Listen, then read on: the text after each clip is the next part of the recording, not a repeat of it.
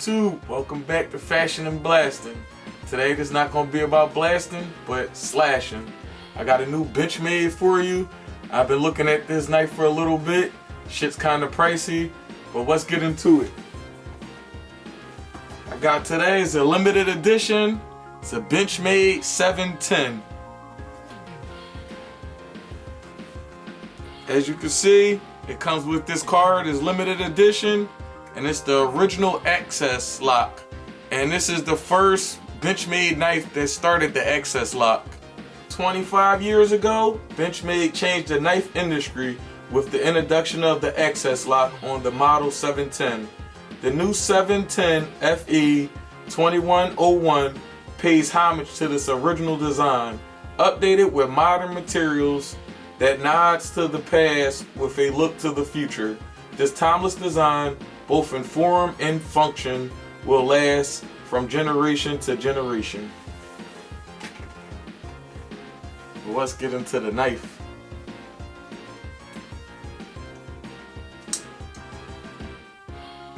This is the Benchmade 710 limited edition, and the number I have, they made 2,500 of these. This one is 1,087. Kind of happy it's 87 because that's the year I was born. Let's go into why I choose Benchmade. I like Benchmade as a company. For one, Benchmade just look awesome.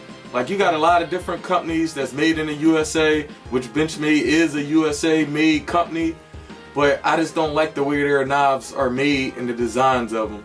But with Benchmade, like I said earlier, they're 100% made in the USA. They have a lifetime warranty, and they also have the Life Sharp warranty as well. So if you got an authentic Benchmade, don't go, because they got a lot of fakes out here on these streets. And if you send it to Benchmade, they're going to keep it and throw it away. But if you got an authentic Benchmade knife, you can ship it to them anytime, and they will resharpen your knife, and they got a great warranty. I have dealt with it. I sent several of my knives back for sharpening. But now my wife, thank God for that beautiful lady, my birthday's at the end of the month, and she got me a knife sharpener, and I've been dibbling dabbling in it, and she's a little mad, but I've been getting my knife sharp as a motherfucker with that. I have a video about that later. Like I said earlier, my wife's behind the camera today, so I don't want to talk about prices, because this bitch right here is a pricey motherfucker. Yeah, they gave to me. No, they didn't. No me costó nada. So you're not gonna tell me how much was it? Okay, they gave it to me. I don't believe you. Why? How are they gonna give you something like that? But I got this knife because I've been going into the black with the FDE. I got my MP5 with the black with the FDE or burnt bronze scope, and I also have the magazine on it. I just got a HK USP, and I have the same colorway with that. So I got the SRO on it, and I got the Streamlight, and they're all black and FDE. So with them being some of my most expensive firearms, this is my most expensive knife. This knife here, I paid $600. Bitch, you wasn't with me shooting in the gym. Huh? Bitch, you wasn't with me shooting in the gym. And I know she gonna look at me. I don't even want to show you her face, but $600 for this knife, which is pretty pricey, especially when you can get a firearm. Like right now, this new HK CC9 costs the same price as this knife right here. The history of Benchmade access lock. 25 years ago, Benchmade came out with this great locking system. It's completely ambidextrous, so it has an Omega spring in here. And this one, I'll talk a little later, the difference between this Omega spring and the ones in the past versions of Benchmade Omega spring. But it makes it ambidextrous, so you can pull down the access lock, open it that way. They also have the thumb stud on this knife as well, where you can use your thumb to open this knife. Just want to get some comparisons, especially this other Benchmades. This is a blue class Benchmade, but the knife that I'm going to compare this today is from the Hunt class. And the knife that's compared to this is the Benchmade Cricket River. They're exactly almost the same length. They're almost the same exact weight, and the blade length is the same, but they're very comparable as far as size and weight in the Benchmade class. Another one, that's the top seller. I just want to show that this is the Benchmade bug out, the full size, and they show the comparisons as far as size, and you can see how big it is compared to the bug out, this 710. Let's go into this extremely great metal that we have on this. This is Magna Cut.